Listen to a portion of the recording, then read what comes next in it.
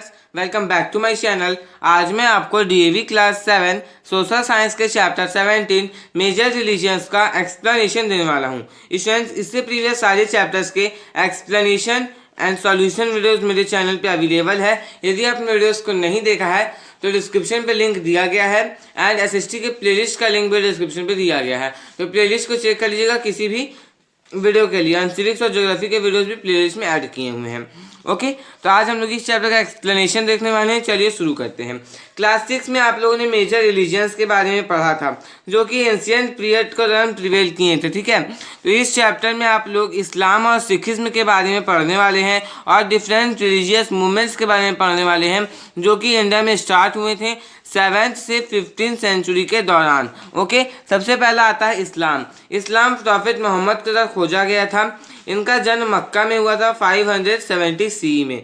ठीक है, और इन्हें जो है इनके अंकल के द्वारा ब्राउट अप किया गया था, जो कि इन्हें अरेबिया ले जाते हैं। उसके बाद ये एक विडो से मैरिज करते हैं, शादी करते हैं, जहाँ पर वो एम्प्लॉय करते, जहाँ पर वो काम करते थे।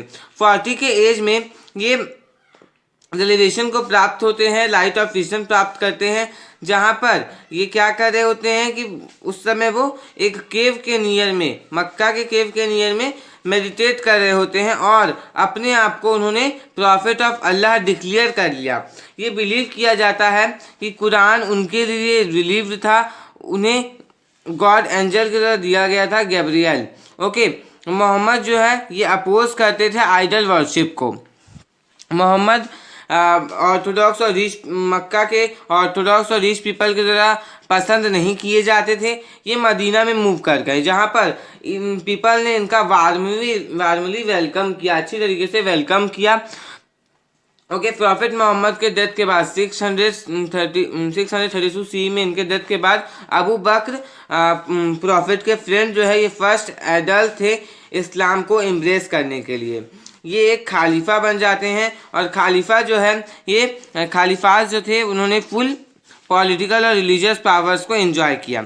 इस्लाम जो है ये अल्लाह में फेथ रखते हैं, अल्लाह को वो प्रोपिगेट करते हैं, फैलाते हैं, और मोहम्मद के प्रॉफिटहुड को वो लोग फैलाते हैं। ओके, उसका प्रचार प्रसार करते हैं। प्रॉफिट मोहम्मद जो थे, इन्होंने अल्लाह को प्रीच किया, बताया लोगों को कि अल्लाह जो है हमें बैड डीड्स के लिए पनिश करते हैं और अच्छे अच्छे कामों के लिए, अच्छे डीड्स के लिए रिवार्ड करते हैं, गिफ्ट देते हैं एक तरह से बोले तो।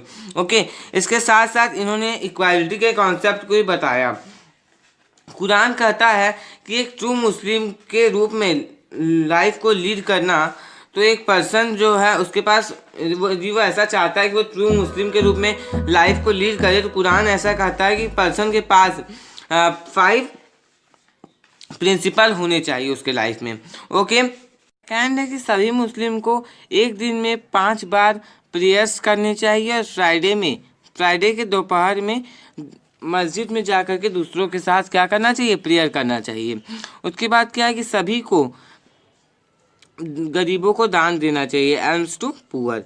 4th है कि हर एक मुस्लिम को रोज़ा के दौरान, मतलब कि रोज़ा के दौरान नहीं, रमज़ान के दौरान रोज़ा रखना चाहिए, डॉन से लेकर के डस्क तक। उसके बाद क्या है 5th, यदि हर एक को यदि पॉसिबल हो तो उसे हज में जाना चाहिए, मक्का में। उसके लाइफ टाइम में, उसके पूरे जीवन भर में कम से कम एक बार उसे मक्का में जाना चाहिए। अब आगे हम लोग देखते हैं, जो ग्रेटेस्ट कंट्रीब्यूशन है मोहम्मद का, वो ये है कि ये इन्होंने क्या किया, अरब एम्पायर, स्क्रैटेड अरब एम्पायर को एकजुट कर दिया एक फेथ के अंदर। ओके, जो कन्फ्लिक्ट था सक्सेसर्स के अंदर, ये दो मेन सेक्स के क्रिएशन को लीड कर देता है इस्लाम के साथ। वो क्या क्या है वो देखिए, सुन्नी और शिया सेक्ट्स। ओके, सुन्नी मुस्लिम्स और शिया मुस्लिम्स, ये 2 सेक्ट्स हो गए इस्लाम के, क्योंकि सक्सेसर्स के बीच में क्या था, कन्फ्लिक्ट था। अब नेक्स्ट हमारे पास आता है स्टूडेंट सिखिज्म। देखिए, जो ओरिजिन है सिखिज्म का, इसे गुरु नानक के टाइम से ट्रेस बैक किया जा सकता है, जो कि फर्स्ट गुरु थे सिक्स के। इनका जन्म 1469 को हुआ। ओके, चाइल्डहुड से ये बहुत सी हैप्पी रहा करते थे सेंट्स और सूफीज़ के कंपनी में। ओके इन्होंने इस चीज़ को प्रोपेगेट किया कि सभी को एक गॉड के साथ होना चाहिए। ओके सभी को ईगोलेस होना चाहिए, किसी प्रकार का किसी में घमंड नहीं होना चाहिए, ईगो नहीं होना चाहिए। ओके इन्होंने निरंकार ब्रह्मा और गॉड पे विश्वास किया। उनके लिए राम और रहीम जो है ये सेम थे, राम रहीम उनके लिए सेम थे।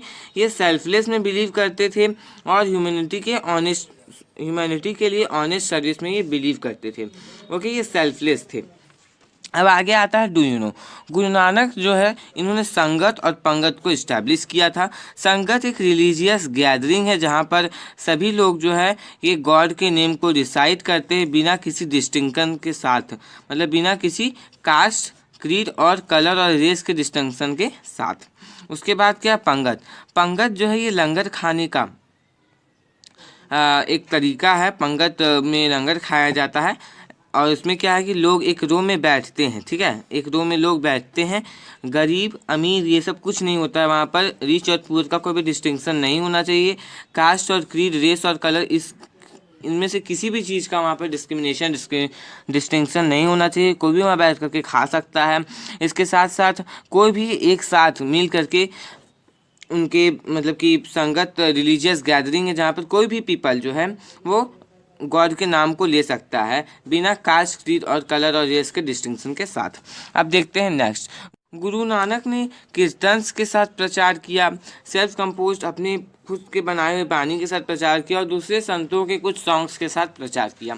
सिखिज्म जो है ये गुरु शिष्य ट्रेडिशन पे बेस्ड है।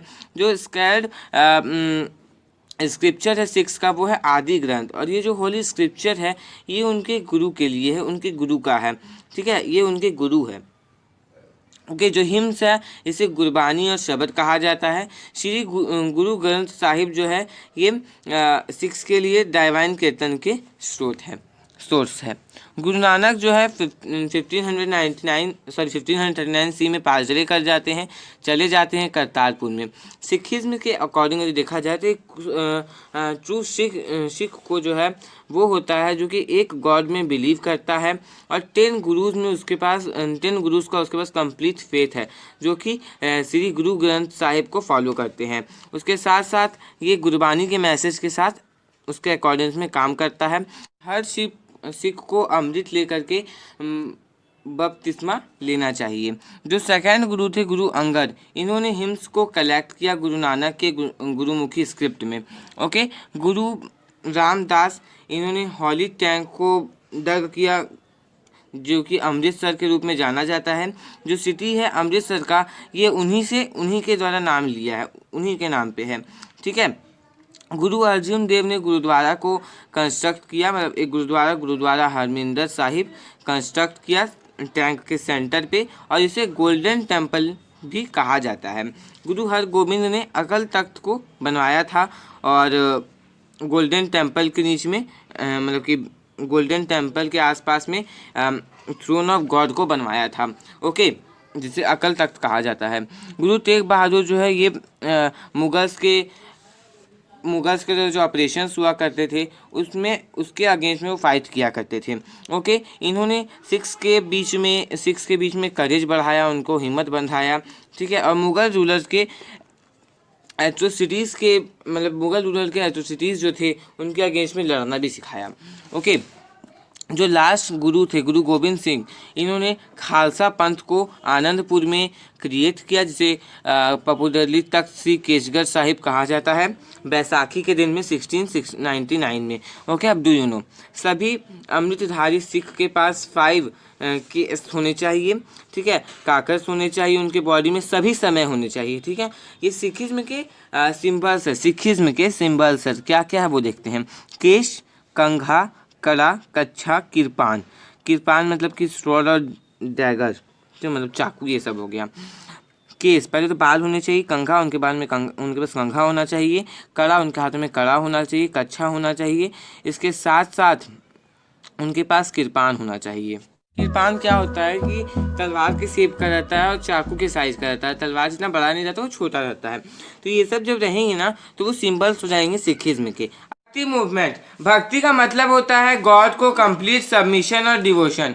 भक्ति मूवमेंट जो है ये मेडाइवल पीरियड के दौरान शुरू हुआ था, लेकिन इसके जो जड़ है इसका पता लगाया जा सकता है वैदिक पीरियड से। उस समय से भक्ति मूवमेंट चला ही आ रहा है। ठीक है, भक्ति सेंट जो है ये गॉड के वर्शिप में बिलीव करते हैं, विश्वास रखते हैं, जो कि फॉर्मलेस है, निराकार, उनका कोई आकार नहीं है, वो कि ओमनीपोटेंट है, ओमनी प्रेजेंट है। इन्होंने आइडल वर्शिप को भी डिनाउंस किया। मतलब है कि वो ओमनीपोटेंट है, मतलब कि सर्वशक्तिमान है, उसके साथ साथ सर्वव्यापी भी है, सारी जगह है। ठीक है, बहुत शक्तिमान भी है वो। उसके बाद क्या है कि जो भक्ति सेंट्स थे इन्होंने आइडल वर्शिप की भी घोषणा की थी। ओके, भक्ति मूवमेंट जो है ये साउथ में स्टार्ट हुआ था, तमिल रीजन में 7th और 8th सेंचुरी के दौरान। इसने भक्त और भगवान के बीच में प्रेम और संबंधों का प्रचार किया, मोक्ष को अटेन करने के लिए। डिवोटी का मतलब होता है भक्त, और गॉड का मतलब आप सभी को पता है भगवान होता है। ठीक है ना।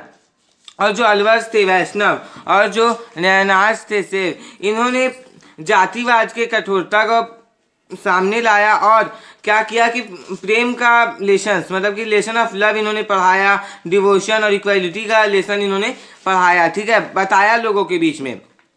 ऑल ओवर इंडिया जो भक्ति सेंट्स थे ये लोकल लैंग्वेज को यूज़ करते थे अपने मैसेज का प्रचार करने के लिए। इन्होंने रिचुअल्स को डिस्कार्ड कर दिया और वननेस ऑफ गॉड को क्रिएट किया। ठीक है, मतलब वननेस ऑफ गॉड को क्रिएट करने के लिए उन्होंने सेक्रीफाइस किए।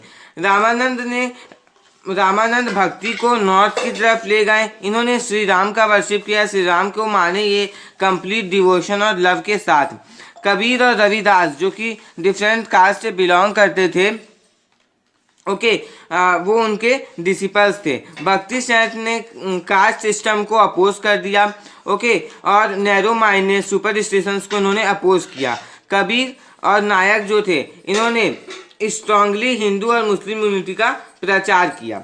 ओके, अब हम लोग नेक्स्ट देखते हैं। Do you know Kabir composed padas and dohas in praise of the supreme god. देखिए, कबीर ने पद लिखे, दोहे लिखे, ठीक है, सुप्रीम गॉड के प्रेज में, सुप्रीम गॉड के प्रेज के लिए। ओके, उसके बाद क्या है, ये कहा जाता है कि जब वो मर गए थे तो उनके हिंदू और मुस्लिम फॉलोअर्स जो है ये लड़ना शुरू कर दिए थे उनके लास्ट ब्रेथ्स के लिए, मतलब कि उनके अंतिम संस्कार के लिए वो लोग आपस में लड़ना शुरू कर दिए थे। और जब उनके बॉडी में कपड़ा उड़ाया हुआ था, क्लोथ उड़ाया हुआ था, जब उनमें से क्लोथ को उठाया गया ना तो देखा गया कि वहाँ पर सिर्फ फ्लावर है, सिर्फ फूल है, उनको वहाँ पर कोई भी मृत शरीर वहाँ पर नहीं था, लेकिन वो मरे जरूर थे, वहाँ पर कोई भी शरीर नहीं था। ठीक है, उनका बॉडी गायब हो चुका था, वहाँ पर क्या आ गया था, फूल आ गया था। उन्होंने वहाँ पर फूलों को पाया।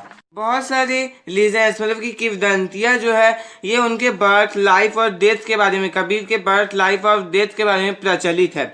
ठीक है, जो कि इंडिया के मोस्ट कोटेड पोएट थे, कवि थे और रहस्यवादी कवि थे। ये बिलीव किया जाता है कि वो एक्चुअली ब्राह्मण के सन थे, ब्राह्मीण विडो के सन थे, मतलब कि ब्राह्मीण विधवा के सन थे जिन्होंने उन्हें छोड़ दिया था, मतलब कि उस विडो ने उन्हें छोड़ दिया था और उन्हें एक मुस्लिम वीवर के द्वारा खोजा गया। मुस्लिम वीवर उन्हें पाते हैं, ठीक है, जिनका नाम था नीरू, जिन्होंने उस बॉय को, कबीर को अडॉप्ट किया। ठीक है, ले लिया, बोलते गोद ले लिया, मतलब उन्हें उठा लिया वहाँ पर से और ले लिया। ठीक है, उसके बाद क्या किया, उन्हें स्किल ऑफ स्विमिंग सिखाया।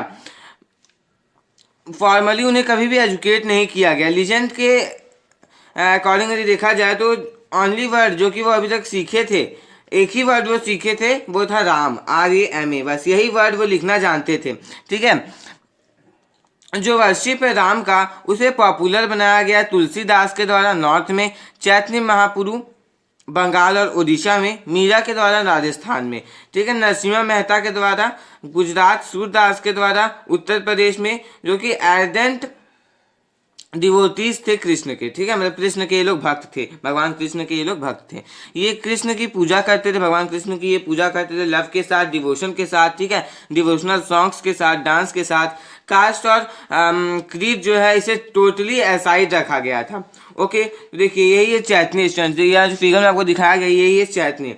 ओके, चैतन्य महाप्रभु जिन्होंने बंगाल और उड़ीसा में प्रचार किया था, मतलब राम के वर्शिप को पॉपुलर बनाया था। ओके, अब हम लोग देखते हैं सूफीज्म। सूफीज्म जो है कुरान से इंस्पायर्ड है और ये एक गॉड में, सिर्फ एक ही गॉड में ये बिलीव करता है। जो वर्ड सूफी है ये सूफ वुल से डिराइव हुआ है और ये जो मिस्टिक्स थे ये लॉन्ग वुलन कोट को पहनते थे, मतलब कि जो फकीर हुआ करते थे ये लॉन्ग वुलन कोट को पहनते थे।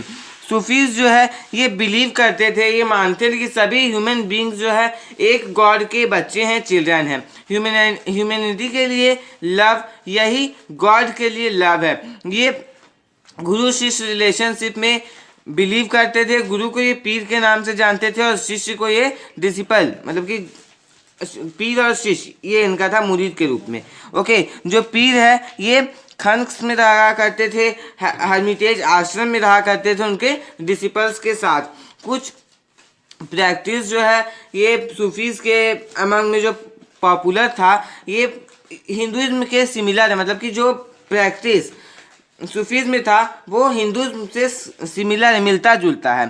ठीक है, बुद्धिज्म से भी मिलता जुलता है। एग्जाम्पल पिनेंस, फास्टिंग, प्राणायाम। ठीक है, उसके साथ साथ गुड डीड्स और सभी के लोगों के बीच में इक्वालिटी पे बिलीव करना, विश्वास करना, बिना किसी कलर के डिस्टिंक्शन से, कास्ट और क्रीड के डिस्टिंक्शन से। ओके, अब देखिए यहाँ पर do you know Sufism believed that to achieve union with the supreme one has to pass through 10 states.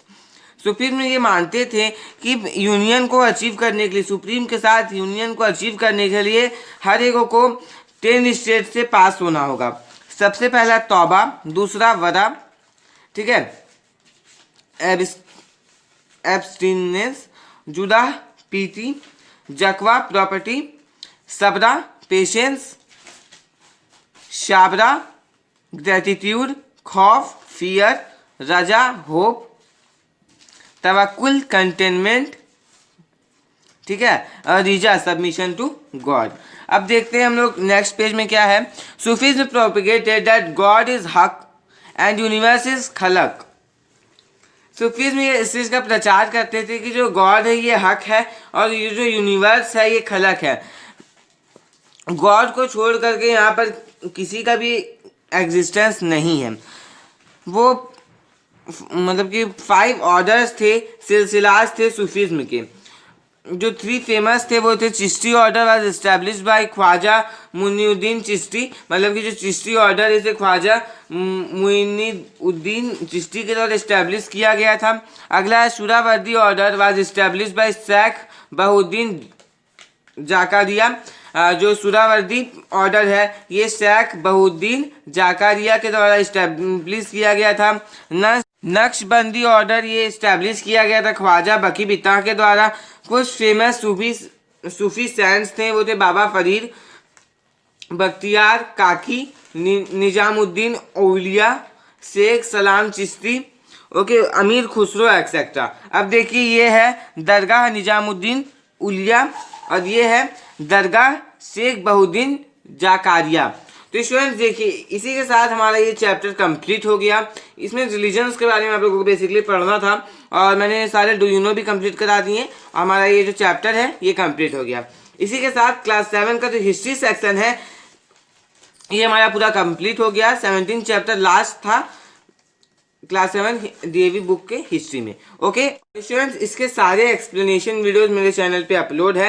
यदि आप इस चैप्टर का भी सॉल्यूशन चाहते हैं तो कमेंट बॉक्स में कमेंट कर दीजिए। ओके, और प्रीवियस सारे चैप्टर्स के सॉल्यूशन वीडियोस भी मेरे चैनल पे अपलोड है, प्लेलिस्ट पे ऐड किया गया है। प्लेलिस्ट का लिंक डिस्क्रिप्शन पे दिया गया है, चेक करके जरूर देख लीजिएगा। ओके, और सिविक्स भी हमारा पूरा कंप्लीट हो चुका है। आप लोग सिविक्स और ज्योग्राफी के वीडियोस को भी जरूर से जरूर देख लीजिएगा, उसी प्लेलिस्ट में सारे ऐड है। ओके, तो इसी के साथ हमारा ये चैप्टर कंप्लीट हो गया। स्टूडेंट्स, यदि आपको वीडियो अच्छा लगा तो वीडियो को लाइक कर दीजिए और यदि आप मेरे चैनल पर नए हैं तो चैनल को सब्सक्राइब करके बेल आइकन को प्रेस करके और प्रेस कर लीजिए, क्योंकि मैं आपके लिए ऐसे एजुकेशनल वीडियोस लाता रहता हूँ। वीडियो कैसा लगा कमेंट बॉक्स में कमेंट करके जरूर बताइए। और यदि अभी तक आपने मेरे सेकंड चैनल को सब्सक्राइब नहीं किया है तो उसका भी लिंक डिस्क्रिप्शन पे दिया गया है। सेकंड चैनल को भी आप लोग जरूर से जरूर सब्सक्राइब कर लीजिएगा। वीडियो को लाइक करना बिल्कुल भी नहीं भूलिएगा। और आप लोग अदर्स वे के वीडियोस को भी जरूर से जरूर देख लीजिएगा। हर एक सब्जेक्ट का सेपरेट प्लेलिस्ट बना हुआ है, जैसे कि math, science, Hindi, English. Okay.